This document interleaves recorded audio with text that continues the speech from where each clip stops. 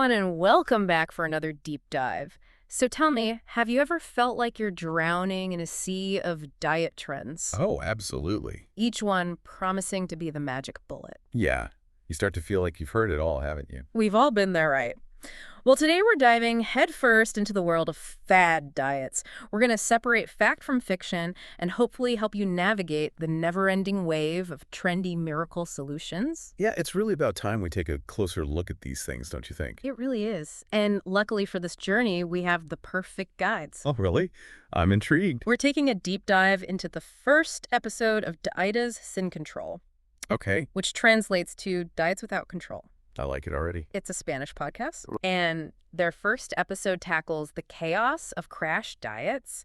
And I have to say, listening to these two was such a treat. Oh, yeah. What makes them so special? You've got Laura, a certified nutritionist, bringing the science and sense to the table. Always good to have an expert. And then there's Javi, the self-proclaimed diet guinea pig, who's tried every fad diet under the sun. Oh, I know his type. And he injects such hilarious, relatable anecdotes into the conversation. Okay, so where do we start? Let's dive right into it. So we meet Javi, and he jumps right in with his experiences. And let me tell you, this guy has tried it all. But the one that really cracked me up was his deep dive into the tuna diet. Tuna diet. Okay, you've got to be kidding me. I'm not. Picture this Javi, convinced he was going to morph into a fish, eating nothing but cans of tuna for days. Yeah.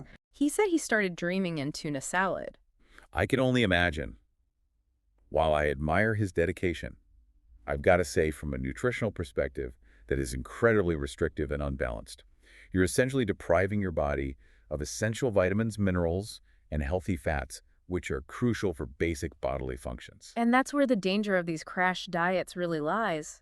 They seem like the answer to our prayers, don't they? A quick fix? Yeah. A shortcut to the weight loss we dream of. Exactly, and that's precisely the problem. What do you mean? Well, as Laura, our nutritionist on the podcast, wisely points out, our bodies are incredibly adaptable. Okay, that makes sense. So when we drastically restrict our calorie intake, like on the tuna diet or something similar, our metabolism actually slows down. Really? Yeah, it's a survival mechanism. You see, your body thinks it's in a famine, and it wants to conserve energy. So even if you do lose weight initially... Yeah, you're going to gain it all back. Oh, no. As soon as you go back to eating normally. Which I'm guessing Javi found out the hard way. Oh, yeah. Let's just say he had a very passionate reunion with pizza after his tuna days. I bet he did.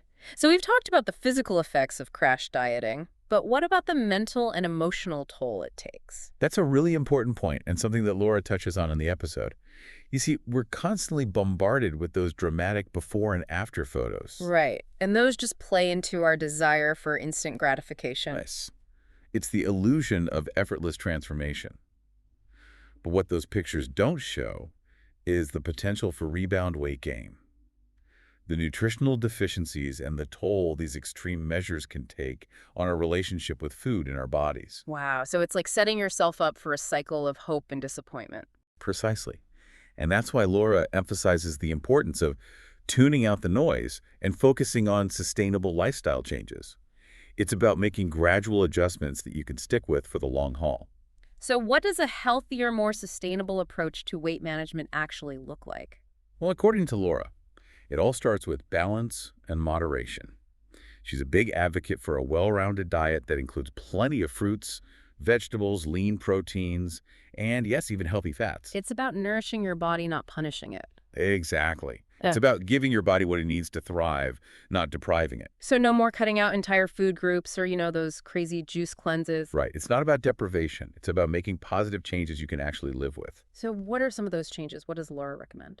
Well, she talks a lot about mindful eating. Mindful eating. Like really slowing down, savoring each bite, paying attention to your body's hunger and fullness cues. That's something I struggle with. I'm always multitasking while I eat, and then I wonder why I'm still hungry afterwards. I hear you. It's so easy to get caught up in our busy lives and just shovel food down without even thinking about it. Yeah. But when you practice mindful eating, you're not just nourishing your body, you're also cultivating a healthier relationship with food. That makes a lot of sense. Another thing I've been hearing a lot about lately is intermittent fasting. Oh, yeah. That's a popular one these days. It seems like everyone's trying it. But is it just another fad diet, or is there actually some science behind it? Well, Laura actually addresses this in the episode.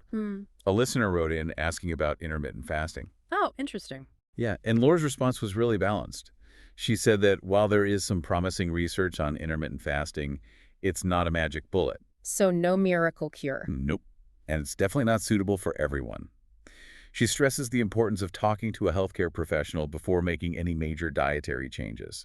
That's always good advice. So it seems like the main takeaway here is that there's no quick fix when it comes to achieving and maintaining a healthy weight. Exactly.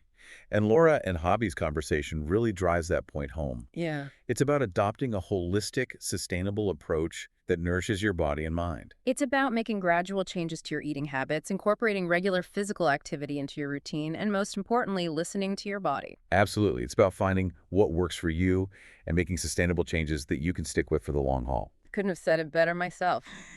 Well, on that note, I think it's time to wrap up this deep dive on fad diets. We've learned a lot about the science behind why these diets often do more harm than good, the importance of a balanced approach to nutrition, and the power of tuning out the noise and listening to our bodies. It's been a fascinating conversation, and I hope our listeners feel empowered to make informed decisions about their health and well-being. Me too. And remember, healthy living looks different for everyone. There's no one-size-fits-all approach. So as you continue to explore the world of nutrition and wellness, we leave you with this. What does a healthy lifestyle truly mean to you? Until next time, happy listening.